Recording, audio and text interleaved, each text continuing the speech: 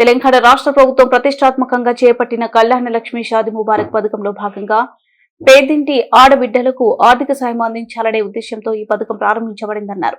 నేడు హనుమకొండ సువేదారిలోని ఎమ్మెల్యే నివాస క్యాంప్ కార్యాలయంలో హనుమకొండ మండల 1, 2, 56 డివిజన్ల మరియు హసన్పర్తి మండల పరిధిలోని కళ్యాణ లక్ష్మి షాదీ ముబారక్ 132 మంది లబ్ధిదారులకు 1,34,15,544 రూపాయల విలువ గల చెక్కులను వర్ధనపేట ఎమ్మెల్యే విశ్రాంత ఐపీఎస్ అధికారి కేఆర్ నాగరాజు పంపిణీ చేశారు.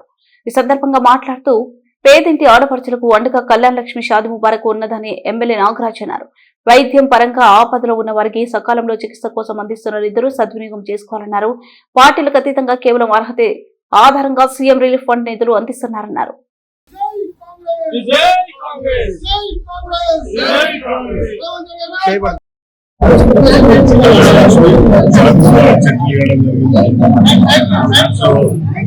అలాగే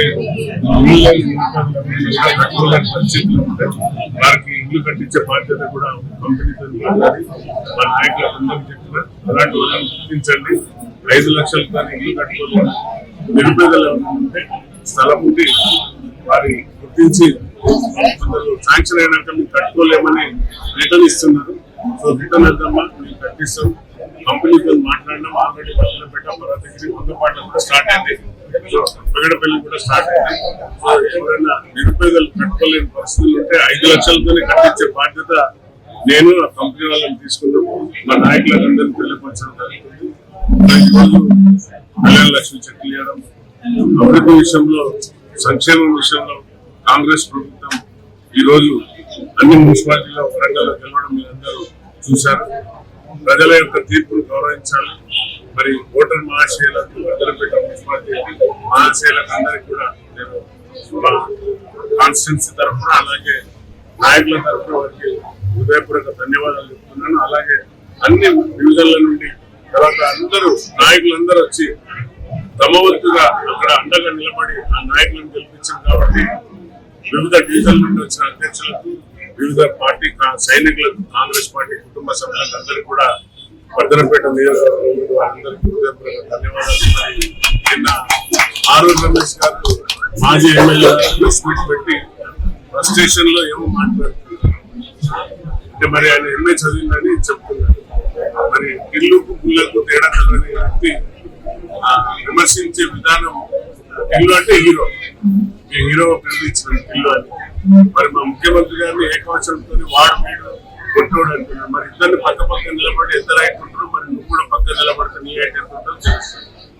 మరి ఇల్లు అని పిలిపించిన దానికి నువ్వు నన్ను అసభ్య పదజాలతో మాట్లాడు, నీ సంస్కారానికి వదిలేస్తా. నాకు కూడా అనొస్తుంది, నువ్వేక బాలనగలను కానీ నా సంస్కారానికి అడ్డొస్తుంది. నేను చదువుకున్నాను. మరి చదువుకున్న వ్యక్తిని, మరి పోలీస్ 35 ఏళ్ళ సర్వీస్ చేసి వచ్చిన మరి నేను కూడా తిట్టగలుగుతా. కానీ ఇది తిట్టుకునే సంస్కృతి కాదు. మనం ప్రజలకు ఏం సేవ చేస్తున్నాం, ఎలాంటి మెసేజ్ ఇస్తున్నాం అనేది నువ్వు తీసుకొని వచ్చి ఎన్నో వాగ్దానాలు చేసి మున్సిపాలిటీలో ఎవరైతే లంబడి దండాలను కలిపినావో ఆ దండాలు తీసేస్తాను, 100% తీసేస్తాను. మరి పగటి కళలు కంటాను ఇంకా వాళ్ళు మేము 2 ఏళ్లలో మళ్ళీ మేమే వస్తే అధికారం అని పగటి కళలు కట్టుకుంటా డైలాగులు కొట్టుకుంటా నిన్న ఇష్టం వచ్చినట్టు మాట్లాడారు. మరి మా పిల్లలు, మా కొడుకు కోడలు, మా అమ్మాయి సాఫ్ట్వేర్ ఎంప్లాయీ, ఆ అమ్మాయి నువ్వు వచ్చి చెక్ చేసుకో లేకుంటే నీకు పంపిస్తాను, ఆధారాలతో పంపిస్తాను. ఆమె లోన్ తీసుకుని ఇల్లు కొనుక్కున్నారు.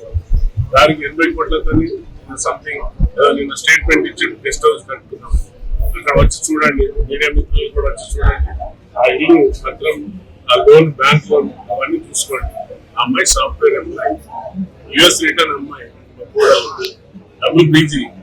మరి ఆమె చదువులో నువ్వు నేను ఎవరైనా కూడా బలాదు. మరి వాళ్ళని పట్టుకుని నువ్వు కుటుంబ సభ్యులను కూడా లాగుతున్నావు. మరి నీ విజ్ఞతకి వదిలేస్తుంది. మానసికంగానూ మేమే గెలిచినాం అంటున్నాడు, నైతికంగా గెలిచినాడు.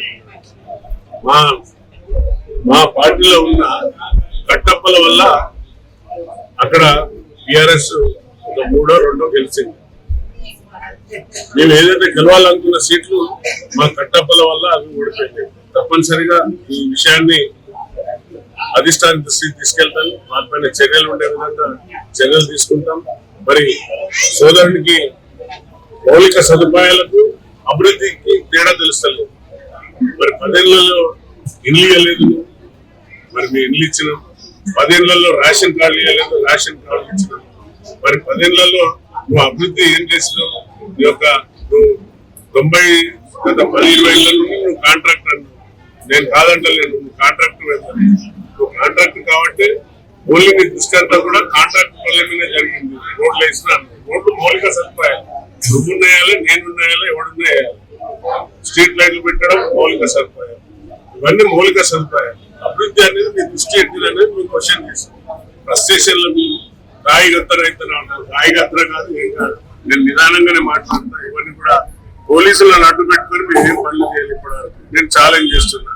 ఎవరైనా కార్యకర్తల మీద కానివ్వండి, లేకుంటే ఇంకెవరి మీద కానివ్వండి, లేక ల్యాండ్ విషయాలలో నీకు అమ్మనందుకు వాళ్ళని లాకప్ వేసి కొట్టించి వీడియో కాల్ చూసి ఆనందపడి నీ మరి ఈ విషయాలన్నీ కూడా నేను గతంలో మీ నాయకులే అన్నారు. నేను అనలే.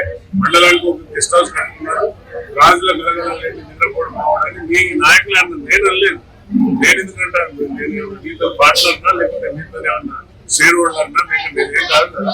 నేను అన్ని మీ నాయకులే కదా, మీ నాయకులే అన్నారు. మండలానికి మంచమని వాళ్ళే అన్నారు, రాజుల గలగలేదు నిద్రపోదని వాళ్ళే అన్నారు. వాళ్ళే కదా, వాళ్ళు చెప్తేనే నాకు తెలుస్తుంది. నాకేం తెలుస్తుంది లేకుంటే.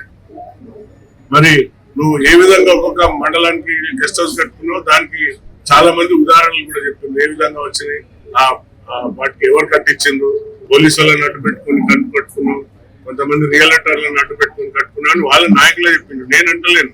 ఈ ప్రజలలో ఉన్న స్పందన నేను అనలేదు. నీ పర్సనల్ విషయాలు నాకు తెలియదు కదా. మరి మేమెంతా కూడా